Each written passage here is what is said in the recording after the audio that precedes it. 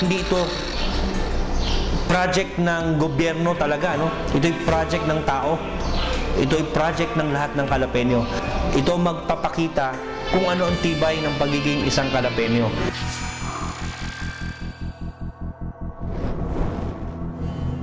Magkaiba man tayo ng kalsadang nilalakaran, pagdating natin sa dulo, iisa pa rin, and that will be for the general welfare of this city. Kung ang Calapan po out of the 6 cities na sinorway ng SWS last December, ang Calapan City Government ang pinakamataas na trust rating sa 6 na syudad, ito po'y utang namin. Ang political will po'y walang kwenta kung walang pagkalinga at pagtanggap ng mga tao.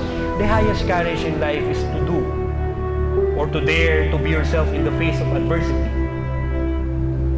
Choosing right over wrong, ethics over convenience, truth over popularity. Ang patuloy ng pagbabago at kaunlaran sa lungsod ng Calapan ay abot kamay lang. Samahan niyo po ako. Action agad.